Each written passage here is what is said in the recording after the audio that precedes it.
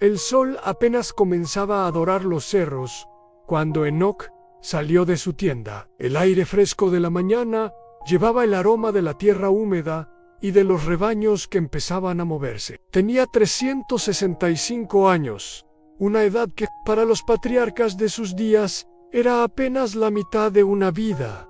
Pero cada uno de esos años había dejado una huella profunda en su rostro, no de amargura, sino de una paz que desafiaba el caos de su tiempo. El mundo que conocía era un lugar de voces ásperas y corazones endurecidos, donde la sombra de la violencia se alargaba más que la de cualquier montaña, mientras otros construían ciudades fortificadas con muros de arrogancia.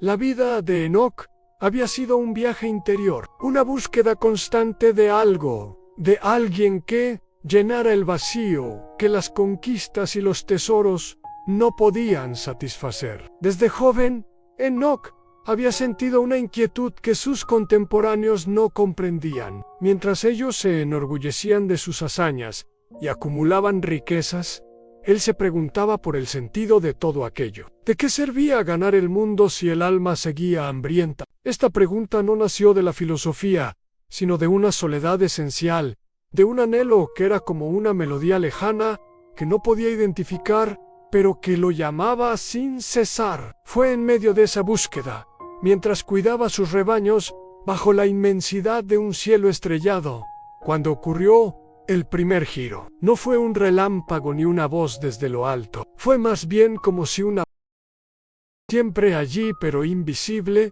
se abriera suavemente en su corazón. Comprendió, con una certeza que le quemó por dentro con una llama tranquila, que la melodía que escuchaba era una presencia, no un Dios distante y airado, sino un padre que caminaba junto a él, esperando ser invitado a la conversación. Y así comenzó lo que definiría su existencia. Caminar con Dios al principio.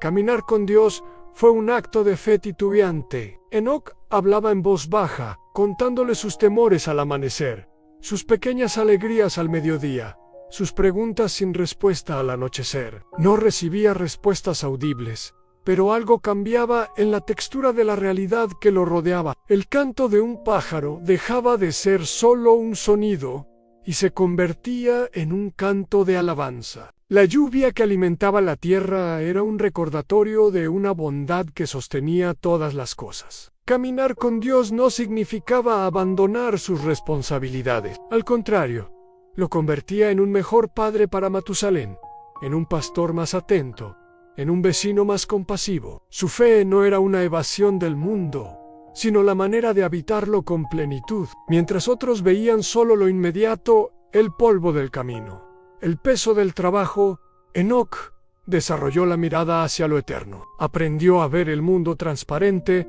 como un velo a través del cual la luz de Dios se filtraba. Un niño riendo no era solo un niño, era un eco de la alegría del Creador. Una flor silvestre no era solo una planta, era un susurro de belleza en un mundo que Often la olvidaba. Esta mirada no lo alejó de los demás. Al contrario, le permitió ver más allá de sus fallas, hasta la imagen de Dios, desfigurada pero presente cada rostro. Pero vivir con la mirada fija en lo eterno, en un mundo terrenal, tiene un costo. La brecha entre la armonía que sentía en su comunión y la discordia que reinaba a su alrededor a veces era desgarradora. Hubo pruebas, momentos en que la duda susurraba que tal vez solo estaba imaginando esa compañía. Cuando Matusalén enfermó gravemente de niño, el miedo quiso apoderarse de su corazón. ¿Dónde estaba entonces el Dios con quien caminaba? Esa noche,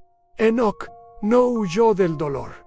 Lo llevó consigo en su caminata, y en el silencio no encontró una explicación, sino una fuerza que sostenía su debilidad. No era que el camino se volviera fácil, sino que descubrió que no lo recorría solo, y que aún en el valle de sombra, la presencia era su cayado. Su fe se hizo más resistente, no porque las circunstancias fueran perfectas, sino porque estaba anclada en una realidad más profunda que la circunstancia. Con los años, La comunión se hizo tan natural como respirar. La diferencia entre hablar con Dios y pensar en silencio se desdibujó. Su propio ser parecía haberse sintonizado con una frecuencia divina. La gente del pueblo notaba algo diferente en él. No era santurronería ni arrogancia, sino una paz tan palpable que algunos se sentían inquietos a su lado, mientras que otros, los que tenían hambre de algo real, se acercaban para beber de esa paz, como de un manantial fresco. Enoc ya no necesitaba esforzarse por creer, simplemente sabía que la vida era mucho más que nacer, trabajar y morir. Sabía que estaban envueltos por un amor más grande que todos sus miedos. Esta certeza se convirtió en la lente a través de la cual veía todo, dándole una claridad y una serenidad que el paso de los siglos no podía erosionar. Llegó entonces el día del milagro. No fue un día de tormentas espectaculares ni de ángeles visibles. Era un día común, como cualquier otro. Enoc y Matusalén, ahora un hombre maduro, caminaban revisando los límites de sus tierras. Hablaban de las cosechas familia, de las cosas simples y sagradas de la vida. De pronto, Enoc se detuvo, no por cansancio, sino por una atención plena y absoluta. Su mirada se fijó en algo, en alguien que solo él podía ver, más allá del horizonte visible. Una sonrisa de reconocimiento y anhelo increíble se extendió por su rostro, borrando cualquier rastro de edad. Matusalén lo vio volverse hacia él, y en sus ojos no había tristeza, sino un destello de pura alegría, como la de un niño que ve acercarse a su padre después un largo viaje. «Padre, ¿qué ves?», preguntó Matusalén, con un presentimiento que le helaba la sangre y le calentaba el alma al mismo tiempo. Enoc no respondió con palabras. Extendió la mano y apretó suavemente el hombro de su hijo. Una despedida y una bendición en un solo gesto. Luego dio un paso adelante. Y en el tercer paso, su figura no se desvaneció como una neblina, sino que fue transfigurada por una luz tan intensa y amorosa que Matusalén tuvo que cubrirse los ojos. Cuando bajó el brazo, el lugar donde su padre había estado estaba vacío. Enoc había desaparecido, porque Dios se lo llevó. No hubo tumba que visitar, no hubo cuerpo que llorar. El momento del milagro no fue una desaparición, sino una llegada. No un final, sino un abrazo tan completo que lo terrenal fue absorbido por lo eterno sin mediación de la muerte. Dios no había arrebatado a su amigo, simplemente había acortado la distancia final, porque ya no había separación posible entre el que caminaba y aquel con quien caminaba. La noticia se extendió como un reguero de pólvora, pero no de pánico, sino de asombro reverente. Matusalén, en lugar de guardar luto, guardó una promesa. El legado y la inspiración de Enoc no fue una doctrina complicada, sino un testimonio vivo que quemaba en su corazón. Dios es real. La comunión con Él es posible. La muerte no tiene la última palabra para los que aprenden a caminar a su lado. Matusalén vivió más que cualquier otro hombre, y en sus 969 años, la historia de su padre no fue un cuento fantasioso, sino la verdad fundamental que transmitió a su propio hijo, Lamec, y a su nieto, Noé. Era un legado de esperanza concreta en el Creador.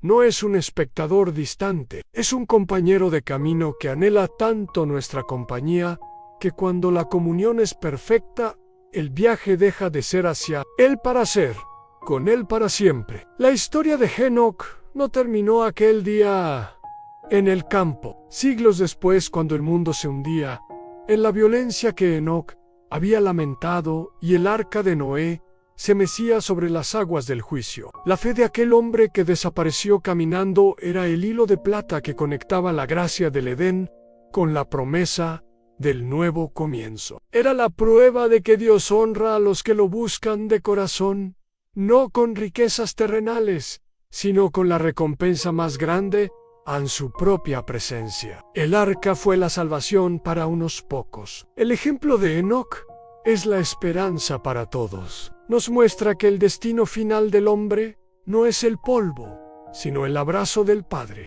Que la muerte no es un muro, sino un umbral.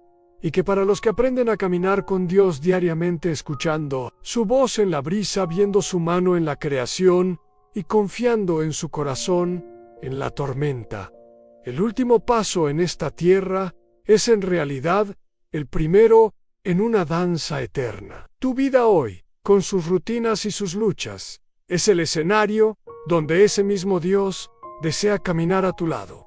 No pide perfección, solo tu atención. No exige un ritmo frenético, sino un corazón sincero que le diga sí. Enoc no hizo proezas que quedaran registradas en los anales de la guerra o la construcción. Su grandeza estuvo en la constancia silenciosa de su comunión. Y esa gloria está disponible para ti en este mismo instante. Abre tu corazón, habla con Él en la quietud, aprende a verlo en lo cotidiano y camina, no hacia un final, sino hacia un encuentro, confiado en que aquel que comenzó la buena obra en ti, la llevará a cumplimiento en el día glorioso en que, como Enoc, lo veas cara a cara, porque el Dios de Enoc es tu Dios, y su promesa es también para ti, aunque los que caminan con Él nunca caminan solos, y su viaje nunca termina, solo se transfigura en gloria.